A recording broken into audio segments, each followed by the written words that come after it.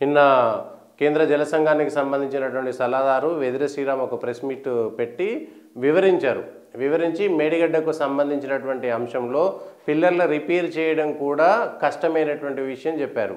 దాంతోపాటు కాళేశ్వరం అనేటువంటిది ఒక గుదిబండ తప్ప దానివల్ల పెద్దగా ఉపయోగం లేనటువంటిది అనేటువంటిది తెలుస్తున్నారు. అయితే మేడిగడ్డ పేరుతోటి కాళేశ్వరం మొత్తం వేస్ట్ అనేటువంటి ప్రచారం చేస్తున్నారు అనేటువంటిది.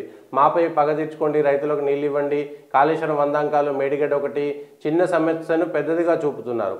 అయితే కేటీఆర్ కాకుండా వీళ్ళకు సంబంధించినటువంటి నిపుణులు మేడిగడ్డలో కూలిపోయినటువంటి 3 పిల్లర్లు 4 పిల్లర్లను అక్కడ ఉన్నటువంటి బ్యారేజ్కు సంబంధించినటువంటిది. ఎందుకంటే 3 పిల్లర్లు కూలిపోవడం అంటే పిల్లర్లు తీసి పిల్లర్లు పెట్టేటువంటిది కాదు, దానిపైన వేసినటువంటి ఆ స్లాబ్ కూడా ఉంటుంది కదా, అది ఎంత మేరకు కుంగిపోయింది, ఆ బరువు మిగిలినటువంటి స్లాబ్లో 80 పిల్లర్లో ఎంత మేరకు పడింది అనేటువంటి అంశాన్ని కూడా పరిగణలోకి తీసుకోవాలి. అదొకటి. మేడిగడ్డలో పిల్లర్లు కూలిపోయినటువంటి విషయం అందరికీ తెలిసిందే. అయితే ఇప్పుడు దాన్ని ప్రత్యామ్నాయంగా ఎట్లా మార్చాలి? ఆ కూలిపోయిన పిల్లర్ను మార్చడము సాధారణ ఇల్లు కట్టినంత ఈజీగా మార్చేది కాదు కదా. అక్కడ వెదర్కి సంబంధించినటువంటి అంశాలను పరిగణలోకి తీసుకోలేదు, భూమికి సంబంధించినటువంటి అంశాలను పరిగణలోకి తీసుకోలేదు. అది నిలబడుతుందా నిలబడదా? ఇప్పుడు అక్కడ పిల్లర్లు తీసి మళ్ళీ పిల్లర్లు కడతారు, 6 నెలల్లో 7 సమయం పడుతుంది.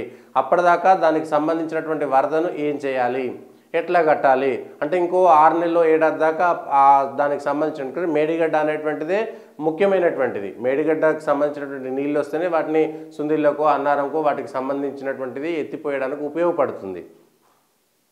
కానీ ఇప్పుడు ఆ మేడిగడ్డను రిపేర్ చేసేటువంటి అంశంలో ఎన్ని నెలల సమయం తీసుకుంటుంది? పోని మళ్ళీ రిపేర్ చేసిన తర్వాత ఆ పిల్లర్లు గట్టిగా ఉంటాయనేటువంటి నమ్మకం ఏంటి? ఎందుకంటే అక్కడ ఉన్నటువంటి భూమిలో దానికి సంబంధించినటువంటి ప్రకారము భూగర్భ శాస్త్రం ప్రకారము అక్కడ ఉన్నటువంటి పిల్లర్లు నిలబడతాయా, మళ్ళీ నిలబడయా, మళ్ళీ కుంగిపోవనేటువంటి గ్యారంటీ ఏమిటి? దానికి ప్రత్యామ్నాయమైనటువంటి ఏం చెప్పాలి?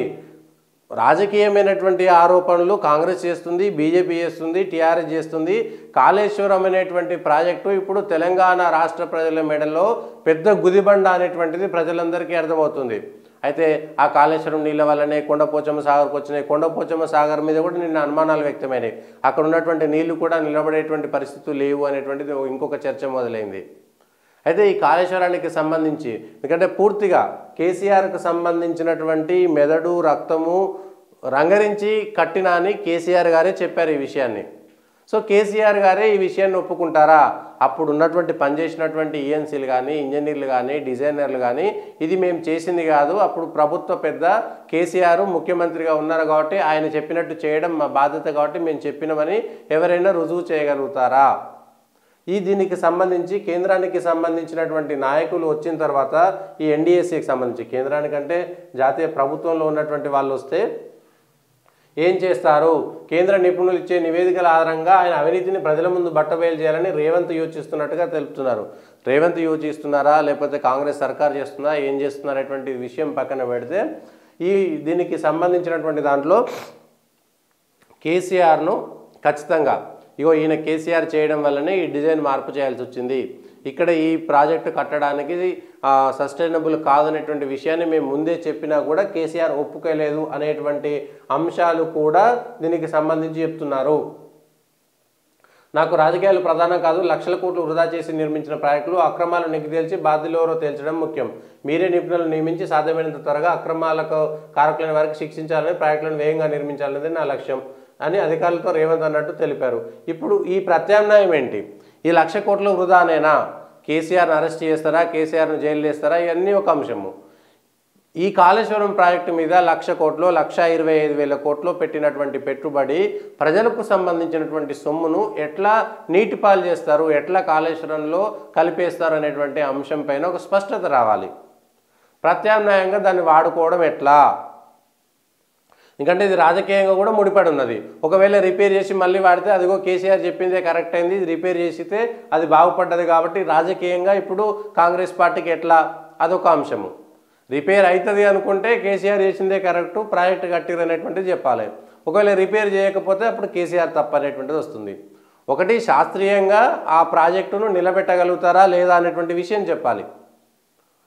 అక్కడ కాళేశ్వరం ప్రాజెక్టుతో మేడిగడ్డ, అన్నారము, సుందిల్ల, కొండపోచమ్మ సాగర్ దాకా మిగిలిన కాల్వల దాకా కూడా ప్రతి అంశం పైన క్షుణ్ణంగా పరిశీలన చేసి క్షుణ్ణంగా అధ్యయనం చేసి బాహుబలి మోటార్లతో సహా మిగిలిన మోటార్లు ఎత్తిపోతలకు సంబంధించి వరద ఎన్ని రోజులు వస్తుంది, 60 రోజుల పాటే సాధ్యమవుతుందా, 100 రోజుల పాటు సాధ్యమవుతుందా, వచ్చినటువంటి వరద పైనుంచి వర్షము మహారాష్ట్రలో సేమ్ టైంలో వర్షం పడి ఇక్కడ కాళేశ్వరంలో ఒకటేసారి వర్షం పడితే అప్పుడున్నటువంటి పరిస్థితి ఏమిటి, మహారాష్ట్ర నుంచి వచ్చేటువంటి వరద ఎప్పుడు వస్తుంది, ఆ వరద ఇక్కడ వానాకాలం లేనప్పుడు పైనుంచి వరద వచ్చే అవకాశం ఉందా లేదా, కేవలం 60 రోజుల్లోనే ఎత్తిపోస్తే మిగిలిన ఆ తెలంగాణలో కూడా వర్షాభావ పరిస్థితులు లేకుండే అప్పుడు కూడా వర్షాలు కురిసాయి అనుకోండి ఏం చేస్తారు, ఎండాకాలంలో నీళ్ళ పరిస్థితి ఏంటి, భూగర్భ జలాల పరిస్థితి ఏమిటి, ఇట్లా అనేకమైనటువంటి ప్రశ్నలు ఉన్నాయి.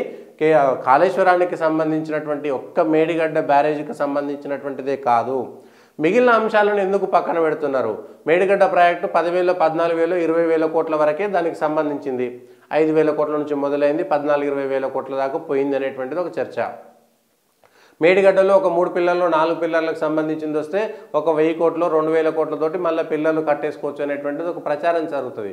అసలు నిజంగా కట్టిన తర్వాత కూడా మళ్ళీ మిగులుతుందా, అన్నారానికి సంబంధించినటువంటి వరద పరిస్థితి ఏమిటి, ఇట్లా శాస్త్రీయంగా చేయాలి.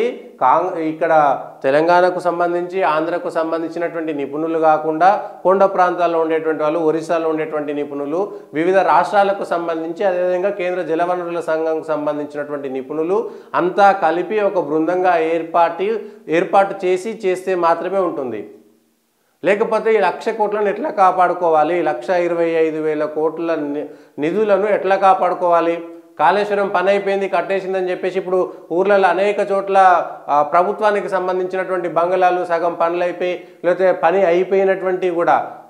అయిపోయినటువంటి అనేకమైనటువంటి ప్రాజెక్టులు కూడా వృధాగా పడిపోయి ఉంటాయి కదా, 100,000 కోట్ల రూపాయలతోటి మన సొమ్ము కాదు ప్రజల సొమ్ము అనేటువంటి అంశంతో వదిలేసినట్టుగా ఈ 1,25,000 కోట్లను అట్లనే వదిలేస్తారా, ఈ అంశం పైన క్లారిటీ రావాలి. కానీ కేసీఆర్కు సంబంధించినటువంటి అవినీతి ఇది, కేసీఆర్ అక్కడ కట్టి దానికి డబ్బులు పెంచుకొని ఆ డబ్బులను పెంచుకున్న తర్వాత వచ్చినటువంటి కమిషన్ల కోసం కక్కుర్తి పడ్డాడనేటువంటిది రుజువు చేయగలుగుతారా.